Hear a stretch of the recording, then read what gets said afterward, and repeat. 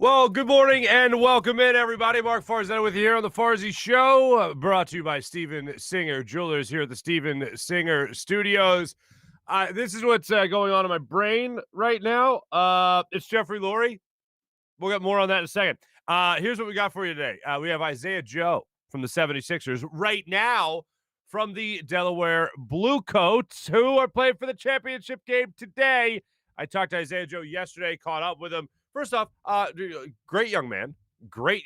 Really enjoyed the conversation. And we'll let you hear from him a little bit later in the show today. And then guest number two, I'm not going to make a habit of this. I'm doing two guests per show, simply because we're an hour program.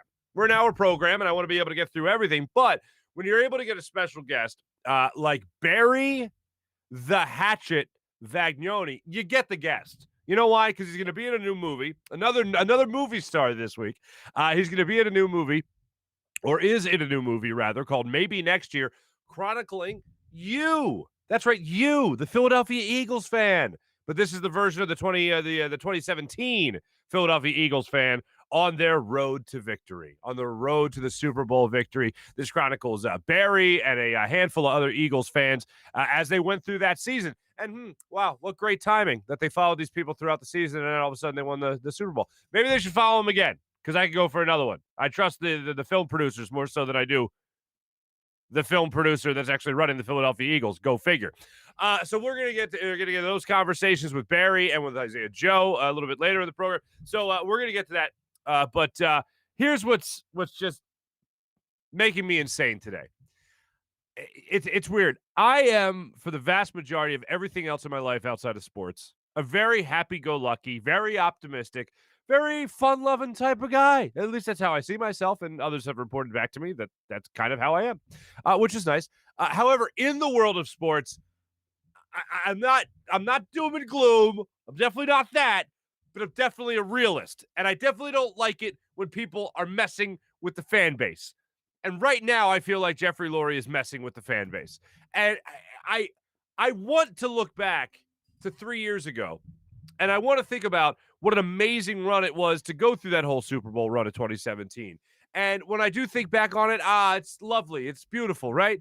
And I hope you have those same memories and those same feelings, those warm and fuzzies, those butterflies. But the whole thing kind of feels a little sour right now. Because you win a Super Bowl, and the minute you do that, as a city, you win a championship, you just want more championships. And you want to believe that what you did can happen again.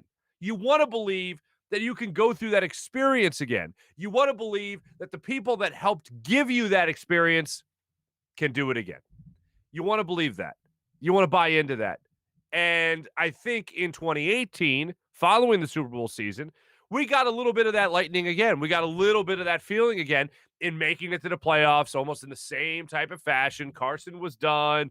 Foles came in, and you won a playoff game in Chicago, and you went to New Orleans. And okay, all right, maybe that magic's still there.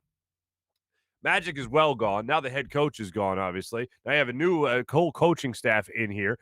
You don't even have Deuce Staley here to give you the warm and fuzzies on the sidelines. Your quarterback's obviously gone, like I said. It just doesn't feel right. And the man at the helm of all this, and we always talk about the one constant. We talk about the one constant as Howie Roseman. What we don't talk about enough is the other constant, the even more constant than Howie Roseman, and that's Jeffrey Lurie.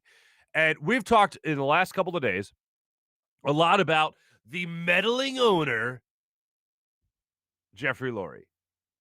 And if he compares to guys like Dan Snyder, if he compares to guys like Jerry Jones. And one thing I go back to is Hugh Douglas's conversation with us on Tuesday, where he said Jeffrey is at least a part of the process. Maybe those other guys, like Jerry Jones for a long time and still is part of the process in evaluating and making sure he's going to the Senior Bowl and making sure he's going to, on recruiting trips like he did with Carson Wentz. And that's what Hugh pointed out to us. So at least he is putting in that kind of work to at least be around it to see for himself. And I don't blame anybody who wants to see for themselves. I just find it very interesting that guy that's going to see for himself that does not have at all a football background is going out there to make those football decisions. That's what I don't like. And I thought all that stuff was a little bit more recent. There's only one story. There's only one story from a couple of years ago, like almost 10 years ago now, where actually 12 years ago now, where Jeffrey Lurie was meddling in not just game day decisions, but halftime decisions. And that was a report from G Cobb, Gary Cobb, all those years ago, that said the reason Donovan McNabb got benched in that game in Baltimore against the Ravens was because Jeffrey Lurie wanted that to happen. That's a meddling owner. If you're benching your quarterback and your head coach isn't doing it, and you're the owner and you're doing it, I would say you're a meddling owner. But after that, there wasn't a lot really of buzz around whether or not Jeffrey Lurie was meddling in any other operations here. And then we started to hear this a lot more recently. We heard about it with the Sam Bradford deal. Elliott Shore Parks had that story that Jeffrey Lurie wanted to make sure that Sam Bradford was back, and then another opportunity came to make a trade. And by then, he had kind of given everything over to Howie Roseman to make decisions there, and that's where they were able to get Nick Foles back. So there's definitely a history here of Jerry Jones, of Jeffrey Lurie making some decisions that you wouldn't expect an owner to make. Owners hiring and firing, not so much cutting, not so much releasing, not so much trading, not so much mandating who they're going to have at the quarterback position. Usually you leave that up to the head coach. But it was few and far between with these stories. So then pops this story. This story comes out yesterday, and it's from our old friend Barrett Brooks, who has been on the show. And I am befuddled in this because it doesn't show Jeffrey Lurie from last year. It doesn't show Jeffrey Lurie from this offseason. It doesn't show Jeffrey Lurie from even 10 years ago trying to get involved in game day decisions. It shows Jeffrey Lurie back in 1996. He barely owned the team 2 years, meddling in game day operations. And this is the story that Barrett put out there on the show, The Middle, which you can catch on Philly Voice. Barrett says one day he was walking down, I'll paraphrase this for you. Barrett, one day he was walking down the steps with Ray Rhodes, and they were just kind of talking. And up walked one of his teammates, Jimmy Johnson, actually. And he was walking up the steps as they were walking down. And Jimmy Johnson is like just pissed off. You could tell that he was just angry, former Eagles tight end.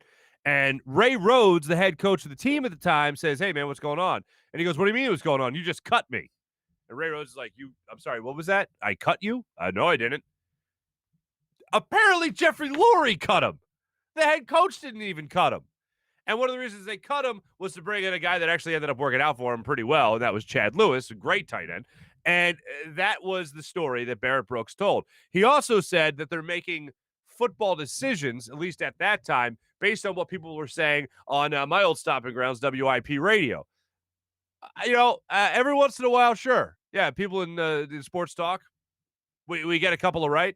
I don't know if I'm an owner of a football team, if I have access to scouts, if I have access to coaches that have coached players I might be interested in. I don't know if I'm an owner or even a GM, if I have access to all that, right? Being in the game itself, I don't know if I'm the guy that's going to be exactly using sports radio as a reference point for how I should be doing my job. That's the old adage of maybe, just maybe, if you make decisions like the fans, you end up sitting with them, as the old quote used to go. But this is just horrifying to me. And nothing will take away the joy of that Super Bowl run in 2017. Nothing will ever take away those memories and the euphoria I felt being on the field in Minneapolis that night after the Super Bowl and seeing the Lombardi Trophy just go on by with all the Eagles rubbing it, and it goes up to the stage, and seeing Kevin Hart try to get on stage, and he couldn't, obviously. But nothing will take away that joy. But it does hurt the optimism in feeling that you will have that again. With this regime, it seems like it's almost impossible. It seems like it was dumb luck. And you know what? That was luck I enjoyed, but you don't want luck. You want to be able to know that you're going to experience that again and again. You want to have confidence in the people running things that they can give that to you again and again. And with Doug being gone and how botched the Carson Wentz deal was and all that just doesn't, man. The fact that it's still Howie here and Jeffrey Lurie wants to just keep on meddling. Like, it just seems like we get further and further away from achieving that goal again as a fan base, as a city. And of course, when you watch your football team, it seems like they're more and more, they're getting further and further away from giving us that feeling again. And all this, as I've been saying, you want to talk about a rebuild, you want to talk about putting back together a championship. Sure. You know what? Hey, you got a lot of work cut out for you, Jalen Hurts. because a lot of this is going to come down to your shoulders. A lot of this is going to come down to Howie Roseman and his drafting. And I know not a lot of people have a lot of confidence. One of the headlines I saw yesterday, I think it was actually from Crossing Broad, says the Eagles get 2 more 6-round compensatory picks. And I believe the headline was they get 2 more picks for Howie Roseman to blow. Yeah, that's kind of how it feels. And I know that's the vast majority of fans, how they feel about where the Eagles are right now. And the more I hear about Jeffrey Lurie getting involved, is the more I just feel like we're getting further and further away. And if he was such a great de facto GM in the front office, I think he'd have more Super Bowls than he's got in the last, 26 years now? So yeah, I'm not the most optimistic person in the world when it comes to all this. I want to be optimistic. I want to be positive. I want to be rooting for this team with no with no questions. Can't do that. I thought we'd start to get that way after a Super Bowl victory, and it's just been step backward and step backwards and step backwards. And it kind of feels like the Phillies after 2008. You had that feeling of, wow, a young core. This is going to be great. They're going to be together for a long time. Oh, this is just the first of many World Series, right? They'll win at least another one, maybe 3. Let's get greedy. Let's go for 3. And although they went back to a World Series, they lost that World Series, as we know. And then every year, again, it was that step backwards, just like we're seeing right now with the Philadelphia Eagles. And that's troublesome. It's worrisome. And I don't like it even a little bit. I don't think any of you do either. So we'll, I'm sure, continue this conversation tomorrow. And I don't think it's going away. And we're going to be talking about this for quite some time. And hopefully, when the season actually does start in September, hopefully they'll be playing so well to start things off that we'll all be feeling silly about conversations that we're having right now. But I doubt it. Coming up in a little bit, we're going to talk to Isaiah Joe from the 76ers. Speaking of the 76ers, we already know no Joel Embiid, no Ben Simmons. That's how they're going to start out their second half of the season. No Joel for the first game back. That's against Chicago tonight. No Ben Simmons for the next 2 games. Cool. But how about this? Doc Rivers wasn't at practice yesterday because he wasn't feeling well. Of course, the team came right out and said it's nothing to do with COVID. He's just not feeling well. But there's a possibility he doesn't coach with Chicago or against Chicago tonight in Chicago against the Bulls. Dave Yeager was the guy taking over yesterday. And apparently he was running the practice. Danny Green came out in an interview recently and just said that everybody was really rusty with the time off at the All-Star break. He said it's not going to look so pretty in the first couple of minutes of this game in Chicago, but they'll make sure they work off all the dust and kick off the rust and all that fun stuff. But Doc Rivers not back yet, so we'll hopefully see Doc Rivers in Chicago tonight coaching this basketball game. But as I said yesterday, it's going to be a rough second half of the schedule. The Sixers have some ground to make up. There's some names that they're being tied to right now and some trade rumors with the NBA trade deadline coming up on March 25th. We'll see where they go in that direction. Larry Nance Jr. is a name that has come out. There's been some other, PJ Tucker's a name we mentioned a couple of times already, and some other names that have come out that we'll examine a little bit later in the show. Nobody really jumps out. It looks like another report from yesterday says Kyle Lowry isn't going anywhere, and that was probably the sexiest name. When we had Adam Lefkoe on the show last week, he told us about wanting to get Wayne Ellington. That's probably, of the names, other than like Larry Nance Jr., Wayne Ellington, and Kyle Lowry, those are like the 3, I don't even want to call them sexy names, but those are the 3 sexiest of the bunch that have been mentioned so far. I told you yesterday, PJ Tucker, not so much. Not really big on that deal. I think the Sixers need a little bit more than that in terms of somebody that can come in off the bench at least and be a legit scoring threat for you. I'd like to do better than Shake Milton. Hopefully you can do better than Shake Milton. And we'll see what the Sixers are going to be able to do. But like I said, there's one more name we're going to get to a little bit later in the show that should be able to help the Sixers out down the stretch. So we'll talk about that. Flyers are back in action tonight. We're going to talk about that game a little bit later. But I read this to you yesterday, and it was a quote. I read some of it at least. And it was a quote from Carter Hart about feeling how poopy, I'll say, poopy his game was. Well, this was Carter Hart after he got pulled in the win over the Buffalo Sabres. And I got this off our good friend John Clark. He put this out on his social media. And this is Carter Hart talking about the woes that he is having so far this season. Trust my game because, I don't know, it's just right now. And I don't feel like myself, and I got to find a way to get back into playing the game that I love and trusting the game that I've built. Yeah. To me, that sounded like a guy who didn't know the answer. And one of the things that we always loved about Carter Hart, and one of the reasons we really thought, other than the spectacular play, which is the most obvious thing, the other thing we loved was the fact that he always seemed confident for such a young goaltender. He just always seemed like a guy that was playing within himself. He was never flailing. He always had an answer. If things weren't going well, he was in a situation where he knew what to do to correct it. Like, he had that type of mindset. He had that type of confidence. And when you're talking to a mental strength coach since you're 7 or 8 years old, you should kind of have that. And he does. And you see that on the ice, and you would see that time and time again. And this time around, he doesn't look like that. Out of sorts is a term that a lot of people use. Flailing is what he looks like to me when he's in net. And this is all taken into consideration how terrible the Flyers defense has been at times and how they're very thin in that spot. And there's reports that Elaine Vigneault wanted to kind of elbow Chuck Fletcher a little bit, like, hey, man, come on, you gonna give me some help here? You gonna give me some help at the deadline? Because I could really use some help. That's all into consideration. But like I said yesterday, just evaluating Carter Hart himself. Does he look like the same guy to you? Certainly doesn't sound like the same guy when I hear him in press conferences like he did just there. And he certainly doesn't look, most importantly, doesn't look like the same guy when he's on the ice. So I know a lot of people are looking for answers right now with Carter Hart. And from the way it looks, he's the guy that's also looking for answers too.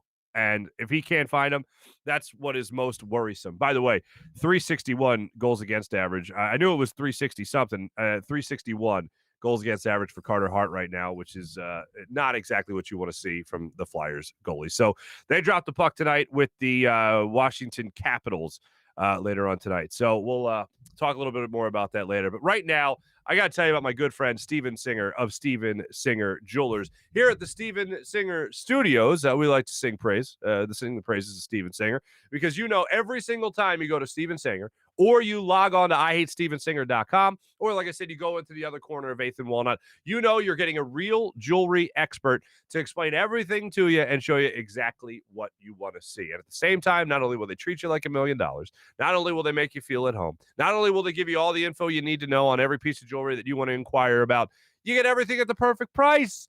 So there's no pressure. All you got to worry about, you don't need added pressure. If you're getting engaged, if you want to buy a big gift, you want to make sure you get it right. Steven Singer and his team of expert jewelers, they make sure you get it right. You don't want extra added pressure of, okay, how good can I negotiate? How good can I haggle? Because they're not there for that. Everything is already set at the perfect price. Go to Steven Singer or IHateStevenSinger.com. Steven Singer Jewelers, the other corner of 8th and Walnut, right there in Philadelphia. Make sure you check out my good friend, Steven Singer. We just talking Sixers a second ago. How about those Delaware Blue Coats play for the championship game tonight? So yesterday I caught up with Isaiah Joe, Sixers rookie, second-round pick, and he is on those Blue Coats right now. He talks to me here coming up about what Doc Rivers told him before he put him back to the G League for the time being while the team's on the All-Star break, and also what his coach down there, Coach Connor, is telling him there with the Delaware Blue Coats. They play tonight, 4:30, against the Magic for the G League Championship. Ladies and gentlemen, joining us here on the Zatos Investments guest line, new friend of the show, Isaiah Joe. About to play in the G League Championship. You know him from the 76ers. He's with the Blue Coats right now. Isaiah Joe joining the program. Isaiah, how you doing, man? I'm doing good, doing real good. Like you said, we're about to play for the championship, what everybody wants to do, right? Oh, of course. Now, you've had some success so far at the NBA level with the Sixers. It took you in the second round of this past NBA draft, and you're hitting threes for them. You're coming off the bench. You're providing a spark. What did Doc Rivers tell you before you went back to the G League? Did he tell you he just wanted you to get some minutes? What did he say? Yeah, this was definitely about, getting minutes, getting some runs in, just so I can get a rhythm for whenever I come back for the second half of the season. And so far, I think it's going pretty well. And we're here playing for the championship game, so we're going to finish out strong and be ready for the second half of the season. Certainly, and I don't want to jinx anything, and I'm knocking on wood right now, but yeah, I'd say it's worked out pretty well. I mean, not only as a team are you guys about to play for the championship, but you alone, 26 points per game so far in these two games leading up to it, took care of business against the Spurs. You really displayed your full arsenal. That game was obviously televised. I believe it was on ESPN News, had the game on. I was watching you, man, transition threes. You were driving to the basket. You were being aggressive. overall in this postseason run you guys have had so far, how would you evaluate your own play? I think I'm doing, pretty solid, but definitely a lot to work on. I think that's one thing coming to the G League is allowing me to do is work on my game. And like you said, transition, getting up shots. That's what I do. That's what I do really well. And I think that's what the Sixers are counting on me to do, be that offensive spark, off the bench and hold my own on defense. And so I'm going to continue to do that, continue to grind and get better and, ensure the success. Absolutely. Now, Coach Connor, what is he telling you? What does he like seeing from your game so far? I think Coach Connor he likes the fact that I play both ends of the floor. Not only am I a shooter, but I do take pride in defense. And so I think whenever we make big runs, it starts off on the defensive end, and we get a lot of transition points, and that's how I'm able to get, transition threes, layups, or anything for the other teammates. It's just I take pride on both ends. Looking at this championship game, like I mentioned, you guys went through the Spurs, you went through the one-seeded Raptors, and now you have the Magic. How are you approaching this game? Coming up, by the way, 4:30 Thursday, you guys are going to be going for the championship in the G League in Orlando. Yeah, what the team has been doing to this point to get here, that's what we're going to continue to do. Just maximize it times 10. We're not going to change any scheme that we're doing. We're going to be ourselves, play hard. I think one thing that this group of guys that we have is really good at doing is just playing for each other, playing to win. And that's what's gotten us this far. So we're going to continue to do that and go out with a bang. Sounds like a plan. We'll definitely be rooting you guys on. That game, by the way, going to be on ESPN too, so I'll be checking that out. I remember when you were with the Razorbacks when you were in college. You played 2 years there. Yes, I sir. remember seeing a video of you, Isaiah, going through your workout, and you started within 5 feet from the basket. Do you still, and you kind of go around the world and make sure you're making your close shots and all that? Do you still go through that same type of routine? And can you walk me through that routine? Oh, yeah, no doubt. Every time I get in the gym, you always, as a shooter, even though we shoot deep shots, you got to start in close. That's where you correct your form, fix any bugs that you have in your shot, anything like that. So, my dad is my shooting coach, and he started me doing that at a young age, and I've just been doing it to this point. It's been helping me out a lot. So what I would do is I would start in, like you said, around 5 feet and do like one-hand form shots. On a day where I'm getting a lot of shots up, I would go for like 50 swishes around the horn, and then I do free throws, the mid-range shots, and then I work into threes, and then after I warm up and all that, then I'll get into like game style shots. Mm-hmm. Now, what's really funny about that is when I was watching you do that, I think 8 or 9 months ago, I saw this video come out with you doing that, and I'm like, that's exactly what my coach told me to do when I was working out in 8th grade. The only difference is you were really good at it, and I wasn't, obviously. It's one of those things, like, even doing it as a kid, it's like, why am I doing this? Why is my dad forcing me to do this? And when I got to college, it's like when I realized that it works. This is what's been, perfecting my shot. So I'm going to stick to it. I'm curious, what's been your experience with Philadelphia so far? You're a kid from Arkansas, not just the college, but you grew up there as well. So what's your experience like going to a city like Philadelphia? It's actually been pretty well. It's been pretty good. People always harped on the cold weather, but it hasn't been much worse than Arkansas. So definitely used to that. We got a great team and great coaching staff. I think they did a really good job of getting me acclimated with the whole, Philly situation, being my first time living outside of Arkansas. So that's definitely going good. The lifestyle is very calm. Due to COVID, it's not much to do anyway. So right. Much of my life is just basketball right now, so all that's going good. Now, I can't think of a better situation for a young man to come into than all of a sudden Doc Rivers is your head coach at the NBA level. You have Sam Cassell there to help you out with any shooting woes, anything like that, and you already have Ben Simmons, Joel Embiid, Danny Green, and Seth Curry there waiting for you as well. What's that whole experience been like for you to be able to come into such a great environment? Oh, man, the culture is amazing. I think it started with, Doc bringing the culture to this team that was very much needed. It's a veteran team from the coaches to the players. Everybody has a great experience in this game and what they do and has different things to bring to the table. Like you mentioned, Sam Cassell, he brings a certain, aspect from the coaching end. And we have a lot of great, player veterans that just, they're great leaders. They make sure we're going down the right road, and we have those that have won championships, so they know what it takes. Mm-hmm. What's been the thing you picked up the most since getting to the NBA ranks and obviously playing professionally in the G League with the Blue Coats? I think knowing your role, knowing what you do and perfecting it. I'm a shooter, so my goal is to strive to be the best shooter on the court at all times. It's almost a year since COVID hit the professional sports world. The NBA, the NHL shut down, just like everything else. People watched a lot of TV. Did you have a favorite show during lockdown? I really, I'm big in like watching Power. I don't know if you've heard of Power. Oh, I've heard of Power. Oh yeah. So that's one of my shows that I was watching a lot. Watch All American.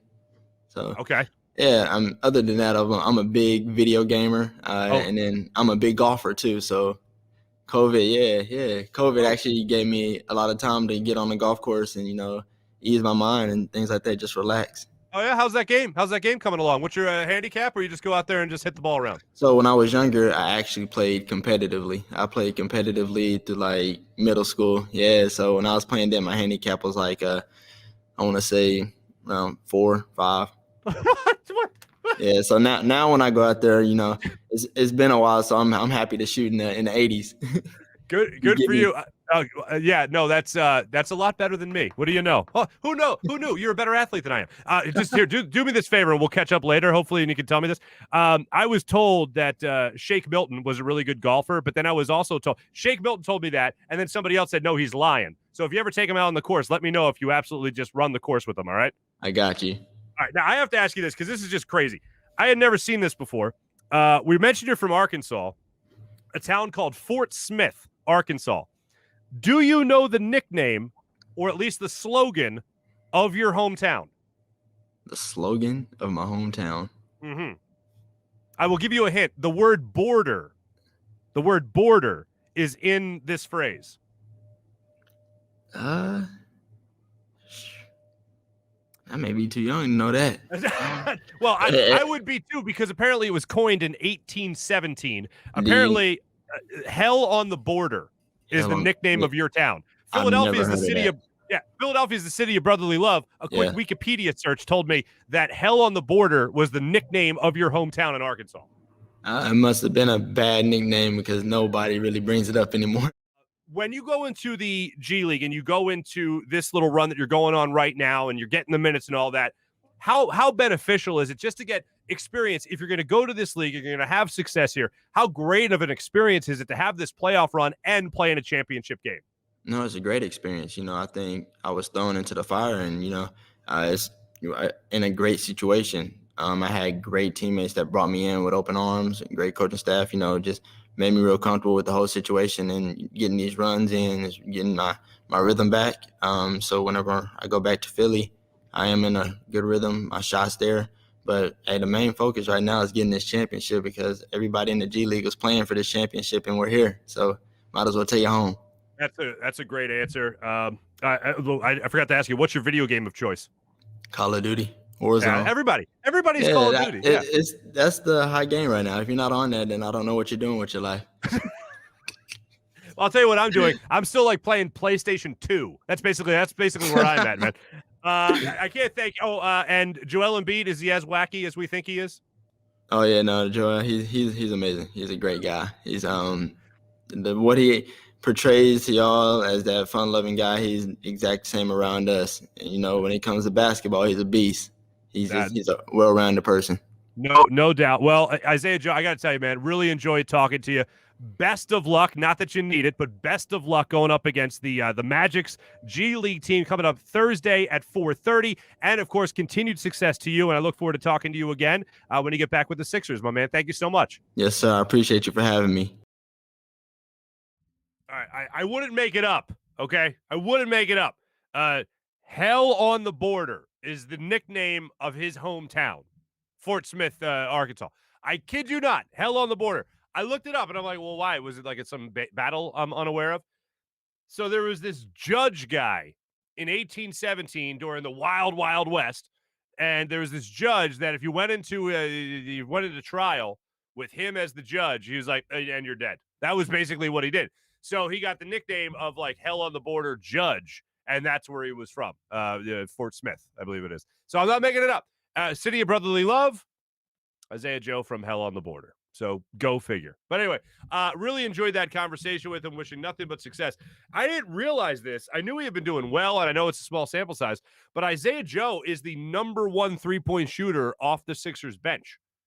So if you're not in the starting unit, the next best guy to have you shoot a three or have shoot a three for you is Isaiah Joe. After that, it's Mike Scott. He's got Mike Scott beat by like 0.3 of a point. Isaiah Joe's shooting 38.3% from three coming off the bench. Mike Scott's shooting 38%. So, yeah, he's going to find his way back to the Philadelphia 76ers rotation rather shortly. In the not-too-distant future, he'll be back up here from Orlando playing for the 76ers again, and I look forward to that. And his routine, it's so weird. And I do remember this. I went to a basketball camp at a place called Camp Newman, which is right off 263 in Bucks County, where I grew up. And I remember the camp was run by a bunch of guys from the University of Maryland. I don't know their connection to coming up here, but they came up here. Anyway, it was me and it was a bunch of kids from Norristown, I remember. Great guys. One I actually just reconnected with, his security guard for Lincoln Financial Field and around the area and other stuff. George, what's up, brother? So anyway, I'm going to this basketball camp, and I remember one of the lead coaches handed me a regimen, and he goes, "This is what I want you to do every day." And he hands me this little, I'll never forget it. It was a folded piece of blank computer paper, and on it had a routine, and it said, start 5 feet away from the basket, go from the block to the middle of the paint to the other block, and then work your way out another 5 feet and go back around and whatever. And he handed it to me, and it was like a little diagram of the court and the key basically in the paint and the perimeter. And he goes, there's your workout regimen. And I started doing that and all that stuff. And then I forgot about it because I knew I wasn't going to the NBA. I forgot about it or even really going to play for my entire career in high school. And I'm watching Isaiah Joe months ago, well before the draft when he was still at Arkansas, and he's doing the same thing. I couldn't believe it. I was like, oh, that's awesome. And then I remembered, oh, wait, those guys were college coaches from Maryland, so this is what his dad was giving him. Isaiah Joe's dad was giving him that same type of regimen, and it's insane. But again, the obvious thing, he was far better than I was at it, and is. I don't need to say was, is. So anyway, it's good to see his hard work paying off. Right now, with the Delaware Bluecoats, they play for the championship against the Orlando Magic G League team, 4:30 today, ESPN2. So don't you miss that. I'll be checking that out. So my thanks to Isaiah Joe, and best of luck to him and the Delaware Bluecoats. Before I get to our social media check-in, I do want to tell you about some of our great sponsors here, most notably right now, DraftKings and everything that they're doing right now to get you involved with that tournament that's just around the corner. It is that time of year again, conference tournaments underway. Bubble teams making their final push for a bid while the top seeds are preparing, and they hope for a long, long run through March. DraftKings Sportsbook, America's top-rated sportsbook app, is putting new customers in the center of the action. Bet $4 on an underdog and win $256 if they win. It's that simple. That's bet $4 on an underdog in a select college. You collect dollars. The bank is open. Pick one of the many select college basketball underdogs for your shot at $256. All it takes is a $4 bet. There's no better way to put your college basketball knowledge to the test than to put your money where your mouth is with DraftKings Sportsbook. Don't worry if college basketball isn't for you, or maybe if college isn't for you and you just want to make some money gambling. Yeah, just do that. You do it with DraftKings Sportsbook. Don't worry if college basketball. Don't worry, college basketball not the only thing for you. They also got hockey on there. They got the NBA hoops, everything. DraftKings Sportsbook, the odds are great right there. Promotions with golf as well. DraftKings, safe, secure, and reliable, so you can deposit and withdraw your funds at your convenience. Download the top-rated DraftKings Sportsbook app now and use promo code Farzy. That's promo code Farzy when you sign up to turn $4 into $256 if an underdog of your choosing wins the upset. That's right.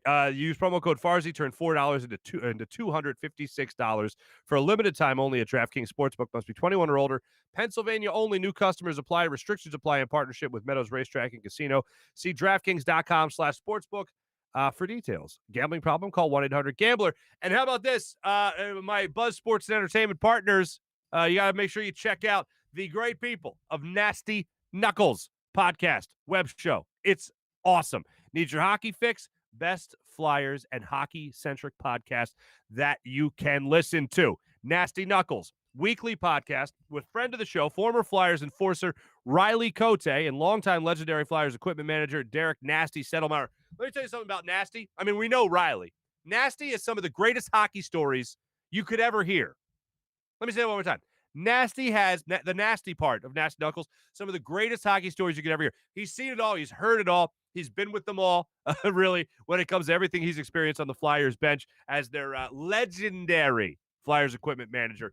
Nasty's got some stories. So take Riley Cote, who we know is a personality. Take Nasty, put them together. Derek and Riley do a great job with Nasty Knuckles. They just had Chris Pronger on. If you haven't heard that podcast or watch that web show yet, make sure you do it. It is definitely worth the time. Check it out on YouTube, wherever you get your podcast. Just search Nasty Knuckles, and we have a few surprises in store, as a matter of fact. Maybe a little collaboration with Nasty Knuckles. So I look forward to getting to talk some hockey with those guys, talk some pucks with those guys in the not too distant future. So check out Nasty Knuckles podcast.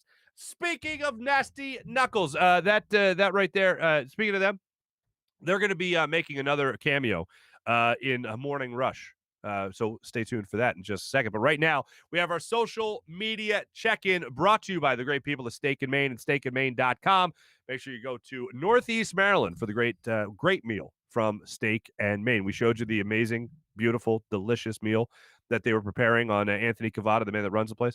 That we were showing you the meal he was preparing on his Instagram yesterday. I got somebody hit me up in this segment, as a matter of fact, and said, I have you on in the living room. My wife just walked downstairs, heard you describing the food, and thought I was watching an adult film. You know what? I'm not gonna say it's not sensual when you watch that. I think it was the oiling and lotioning line. That's in reference to Wendy Peppercorn, of course. But I apologize if I got you in trouble. But the meal did look delicious. What am I supposed to do? Social media check-in brought to you by Steak and Maine. Broads checking in. What's up, Broads? Coffee with cup of coffee and some Farzy. Morning's done right. Thank you, Broads. Appreciate you. Ken Morsey, hey, good morning to you as well. Thanks for checking in. Here's Pete. Pete's checking in saying, when can Isaiah Joe contribute? He can contribute at the NBA level, even if a role player, the dude can D up. Now, he has the reputation for being a three-point shooter because he is the three-point shooter. I just said he's the best three-point shooter the Sixers have had coming off the bench so far this season, percentage-wise. The fact that he was telling me about how he wants to take pride in his defense, he does take pride in his defense, but he wants to get better at his defense. Okay, sold. Anytime you're already a scorer, anytime you already have developed the trait of shooting, the skill of shooting the way he has, and you want to talk to me about how you want to improve your game on the defensive end, that shows me you got a good head on your shoulders. That shows me you really want to commit. James is checking in saying, when do you think he could be up? I think he could be up in not even a week. I think he could be up pretty soon, depending on the COVID protocols that I'm not 100% sure on. He is in Orlando, where they are playing the G League in a bubble, in case you didn't know that. So it's similar to last year's setup. I assume the protocol wouldn't be terrible to the point of 2 weeks where he's got to sit out 2 weeks or anything like that. So I think he could be up as early as next week. So hopefully that is the case because I know they could use him off the bench. When he could be called to come up, yeah, that's about the same thing, James. Thanks for checking in. But yeah, in the not too distant future. We also have Inside the Birds checking in as well. Eagles podcast. But Adam wants to talk Sixers. Adam Kaplan wants to talk Sixers. We'll talk Sixers with Adam Kaplan. We will, because we got a lot of Eagles conversation to get to. So after that, we're also going to get to a lot of Sixers conversation, similar to what we did with Zach Berman. And by the way, I believe on just Twitter alone, about 10,000 of you watched us on Twitter yesterday with Zach Berman. Thank you for checking him out. Zach's always great. He's always a great guest. So we'll get some other things going here. Mally's checking in. What's up, Mally? Always good to hear from you as well. Thanks for following the show. Thanks for listening to the show as per usual. That was our social media check-in. Checking out the comments there on our YouTube page. Make sure you subscribe there and check us out every day as we're here for you every day live from 6 a.m. to 7 a.m. That was our social media check-in brought to you by Steak and Maine. How about time for our Morning Rush? Two things to get to here in our Morning Rush segment brought to you by Sky Motorcars and SkyMotorcars.com. I don't think I can legally play it on this show. We might get flagged if I play it. But the NHL on ESPN Wednesday Night Hockey theme song is music to my ears. When I hear the Sunday Night Football theme, when I hear the NFL on Fox theme, it's calming. I can sit. I'm already on my sofa, relaxing and getting ready to enjoy the world of sports. When I hear the first couple of bars of the NHL on ABC or the NHL on ESPN theme, I am ready to hear Gary Thorne give me the play-by-play and just sweep me up in all my hockey emotions. The NHL and ABC and ESPN just signed a 7-year contract to cover NHL games, the Stanley Cup playoffs, the Stanley Cup finals, and the kicker. And this is the first thought I had. Get Gary Thorne. I think he's doing play-by-play for the Orioles right now. Get Gary Thorne. You'll go find Gary Thorne, NHL, ESPN, ABC, and you say, hey, Gary, why don't you come on down here and why don't you call some hockey? And then you know what you do after that? You go call Billy Clement, and he goes, hey, there, Bill, you want to get together with Gary Thorne again? Call some more hockey on ESPN? Inject it into my veins, all right? I need that back in my life. I have missed that so much. And I'm a guy that worked behind the scenes for years with the NHL on NBC, and I got nothing but great things to say about those relationships and all that. But going back to my childhood here, going back to a lot of our childhoods, listening to Bill Clement and listening to Gary Thorne call games. Gary Thorne has said, according to a report, Gary Thorne has said he is interested in calling games again. Make that happen. First game, please. I beg you. NHL, ESPN, ABC, please make it happen. I think I've let my emotions known on that. All right. The name I teased earlier, going to the Sixers in our morning rush here. The name I teased earlier, according to Bleacher Report, the Sixers have interest in DeLon Wright, who is a guard with the Pistons right now. He's having his second best career year in terms of points per game with over 10 points per game for Detroit. Shoots about 38% from three. That's the name that Daryl Morey supposedly is most recently interested in, according to Bleacher Report. He would obviously provide some scoring off the bench. He's been a starter for the vast majority of the season with Detroit. But the thing that I think is so intriguing for Daryl Morey isn't just the player's skill set. It's also the fact that he's got 2 years left on his deal. So if you are going to part ways with a, Maxey or a Thibault, which I doubt would be involved in a deal for Wright, if you are going to go out there and make a deal for Wright, I doubt those two young guys would be involved in it. However, if you are still going to give up a first-round pick, if you're still going to give up a second-round pick, whatever you're going to give up, you feel like you're getting a lot more in return because it's not a rental player. It's a player you're going to be getting for 2 years because he's got those 2 years left on his deal. It's similar to what they've done in baseball in years past where they want to make sure they're getting them the most. They're not just getting some rental player for a month or two. They're going to get somebody that could be here and give you a little bit of a better return on your investment. My opinion, if I know Lowry's not supposed to be available anymore, I'd love to get him. I would love to get him. I think he's exactly what this team needs. I know I'm not alone in thinking that. So let's make that happen. So DeLon Wright, keep an eye on him. George Hill's another name that's mentioned. George Hill's 34 years old. Thought that was a weird name to come out here. A lot of these guys have been older.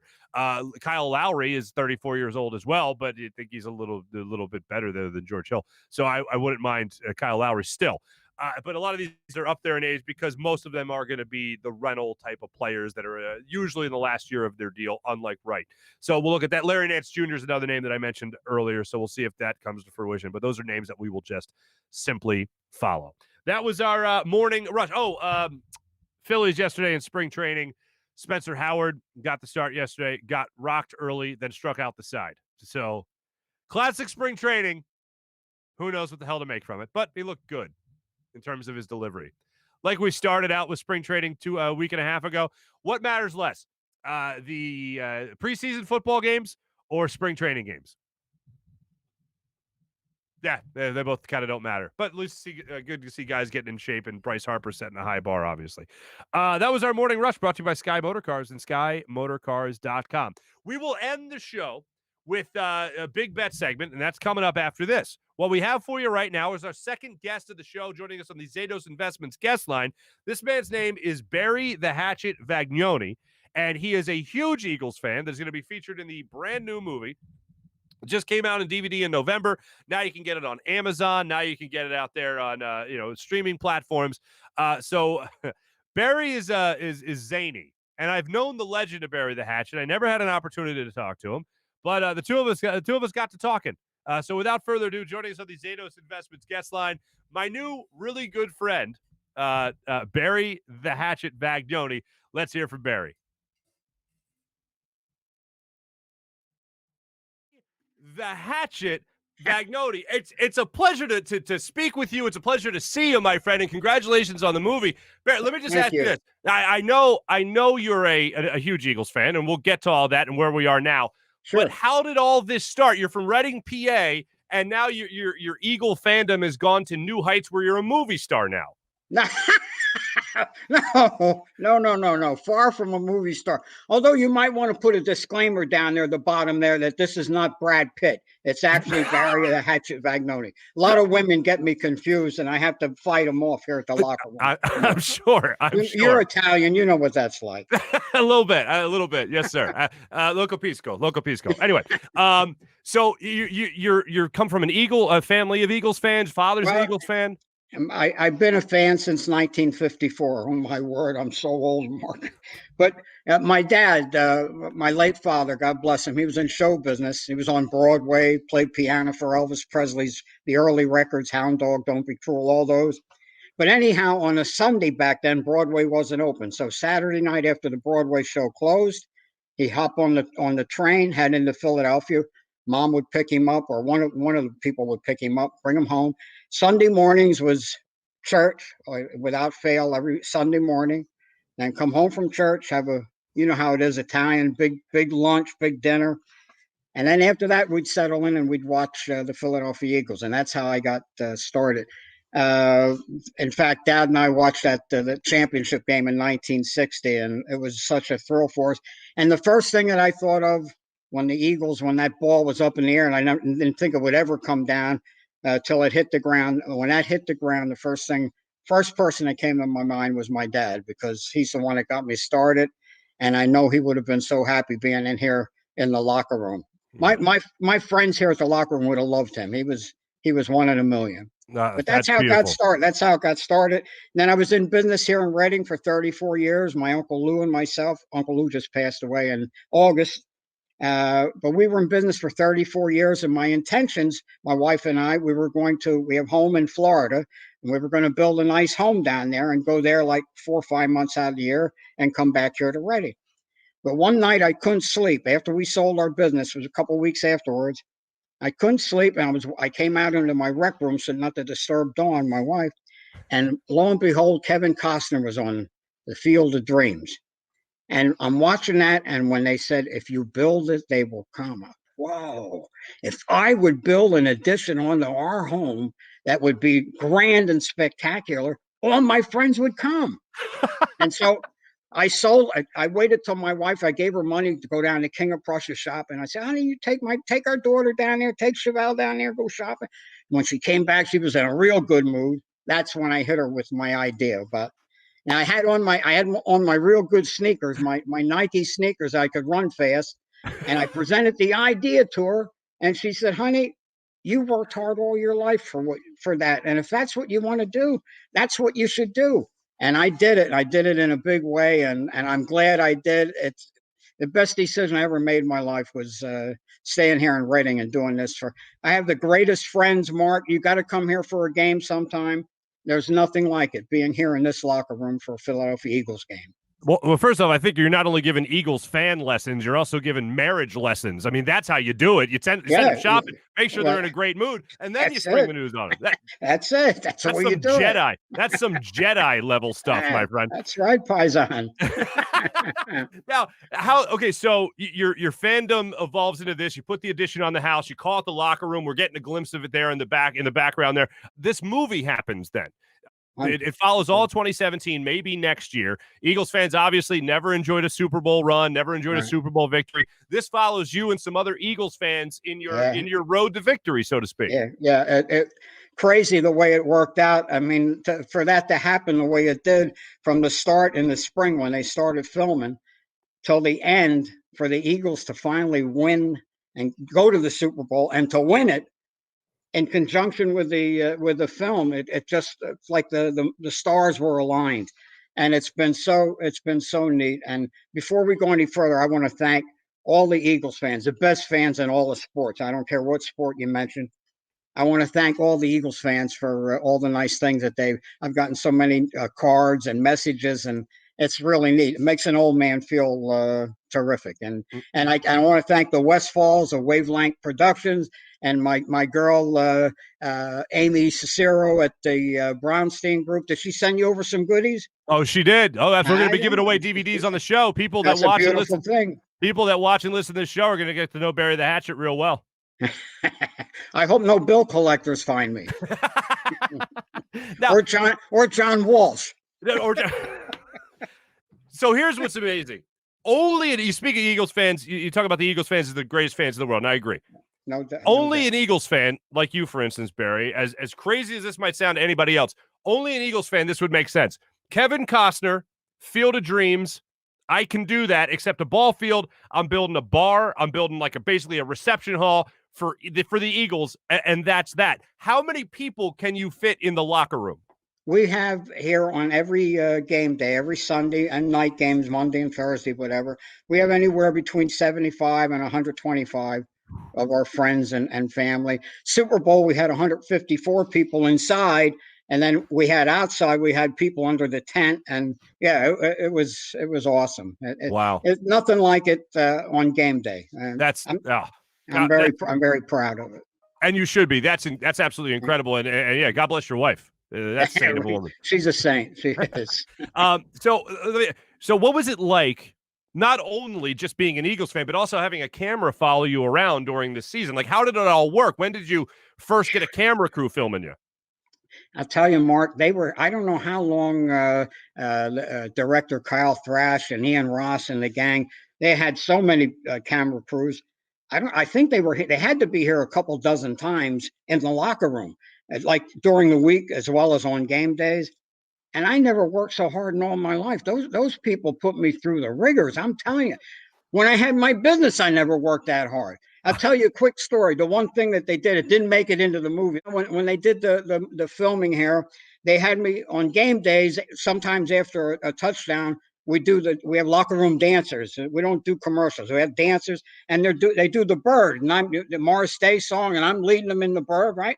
So on game days, I play like maybe 2 minutes of that, and then the game comes back on, and I stop. So the director, Kyle Thrash, said, "What's that song you do that where you flap?" I said, "Oh, that's the bird." Yeah, he said, "We want you to do that." So what they did is they moved all the tables out to the side, like the parted sea.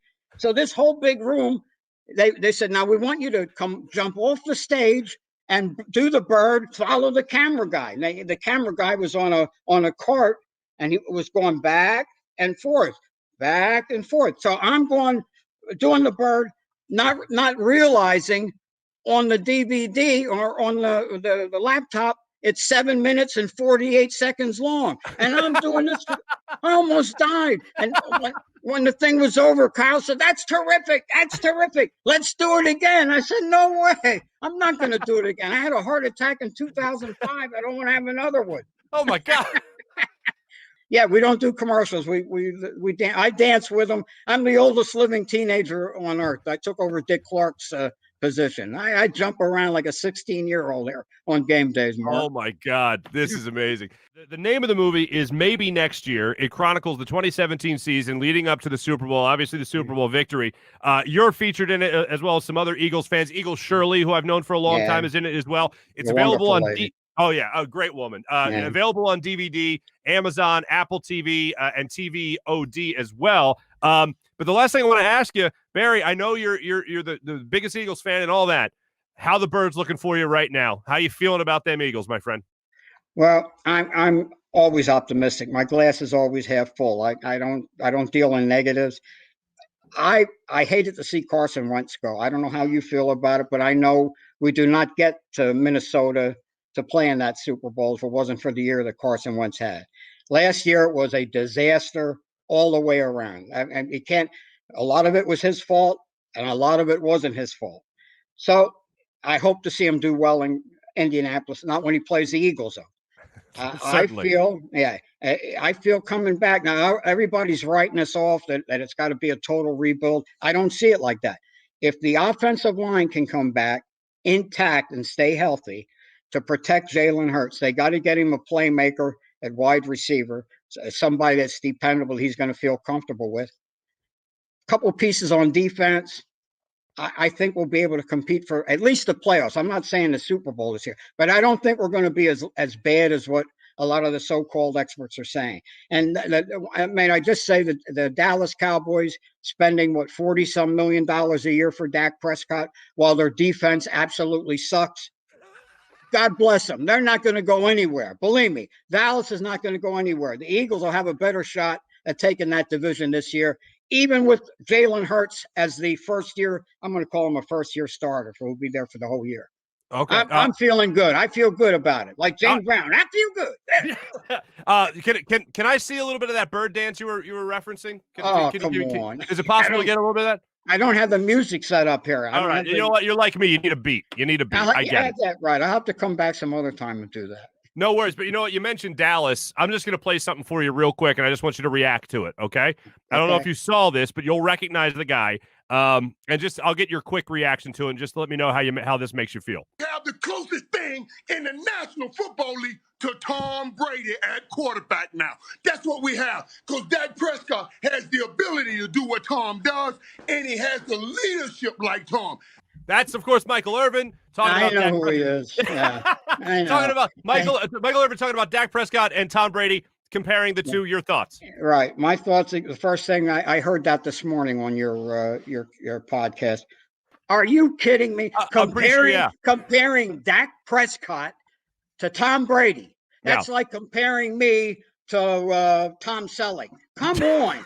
Are you kidding me? Listen, I hate Dallas with every fiber of my being, Mark. In fact, in my ladies' room and our men's room here in the locker room, I have the Dallas Cowboys logos airbrushed in the bottom of the toilets. And when people come here, I always tell them, shoot for the stars. Shoot for the stars. They're stinking losers. I can't stand them. I don't like the team. I don't like the owner. I don't like the coaches. I don't like the guy that drives the bus to get them to the games and to the stadium. I hate him. I don't like him. Dallas sucks. You know, I think did that answer your question? I think that answers my question. I mean, you're a movie star, like it or not. You're a movie star. You hate Dallas more than anybody I know. And right. I got to go on the last thing here. You've even been featured by ABC News, if I'm not mistaken. So I'm going to go home. I'm going to go ahead and just take your word for it, my friend. Yeah. ABC News, Jimmy Kimmel, unbelievable. I don't know how they found a little old Hatchet here in this ghost town of Reading, Pennsylvania, but I think you stick out just a little bit. I've been told that. Yeah.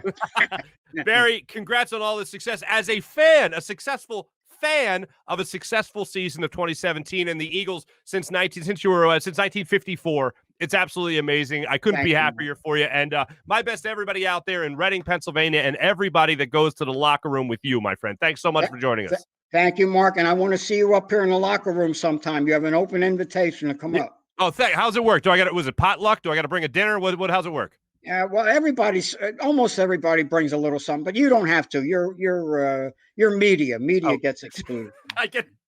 You're a star. So. Not like you, my friend.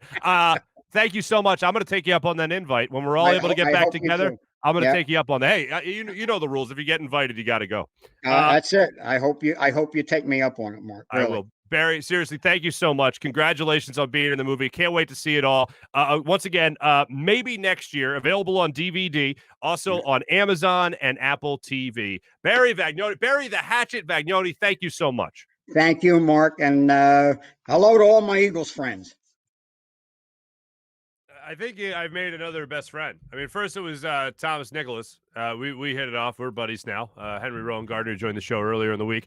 And now the Hatchet. So I got Rowan Gardner and I got Hatchet. Don't mess with me. Anyway, he seems like a great dude. And a lot of people, I've known Shirley for a long time, Eagles Shirley. She's in it as well, maybe next year. So make sure you check it out. If you want to relive some of those memories from the 2017-2018 Super Bowl run, because I feel like we're only going to have memories for a while now, unfortunately. Hopefully it's not the case. I'll root to be wrong, as I so often do. But nonetheless, it seems like a fun movie, and I'll definitely be checking that out. We're supposed to be getting some DVDs in to distribute to you, the fine listeners and the fine viewers of this show. We will be giving those away in the coming weeks. So I look forward to doing that. And of course, seeing the movie itself. So thanks again to Barry and all the people associated with maybe next year. Look forward to checking it out. Now time for our Big Bets segment, brought to you by the great people of DraftKings and DraftKings Sportsbook. They got some great offers going on right now. I took yesterday off. I kicked back a little bit, just relaxed. Had some things to do and all that. But today, I got the bet for you. Today, I like the Pelicans -8 going up against the Timberwolves. Here's why. Timberwolves suck. Pelicans are better than 8 points, or more than 8 points better than the Timberwolves. Pelicans are home tonight, and I think Zion Williamson's a little pissed off about those missed dunks that Hugh Douglas was telling us about a little bit earlier with the little All-Star game there. And I think Zion comes out with a big game tonight. I love his game anyway, but I think tonight at home, back from the All-Star break and all that stuff, I think he goes off. The other thing I like about his game isn't predicated on knocking off rust, and he shouldn't be rusty because he did play in the All-Star game, but he's a very aggressive rim attacker, as we all know, so that game ain't going to go stale. So I like his game tonight going up against the Timberwolves. Pelicans -8 is my big bet tonight with DraftKings Sportsbook. Get on board. I'm not even going to say it, because the minute I say how what's the way to say this without jinxing myself? It's to say nothing at all. Things have gone well betting on this show. So that's my bet tonight. Pelicans -8 going up against the Timberwolves. That's brought to you by DraftKings Sportsbook. Thanks for watching today, everybody. Hope you enjoyed Isaiah Joe. I know you enjoyed The Hatchet, and hopefully you get a chance to check out the movie. Thanks for watching. Thanks for listening. I'll be back with you guys tomorrow. We're going to have some fun with that little story about the gentleman living at Veteran Stadium for a couple of years. That's going to be a good time. We're going to talk about that. We'll also hopefully be talking about a Sixers win tonight. They're +3 going up against Chicago. Tip-off 7 o'clock in Chicago tonight. And the Flyers are in action against the Capitals tonight, I believe also at 7 o'clock. So we will be talking about those games tomorrow as well. Thanks for watching. Thanks for listening. This was produced by Jim Hyden, and it's also a Buzz Sports and Entertainment production. 6 o'clock puck drop tonight in South Philadelphia. Capitals and Flyers. 6 o'clock puck drop tonight. So check that out. We'll be back with you guys tomorrow, 6 a.m. live to 7 o'clock, and of course available throughout the day on all our social media platforms. Make sure you subscribe on YouTube. Thanks a lot, everybody. Have a wonderful day.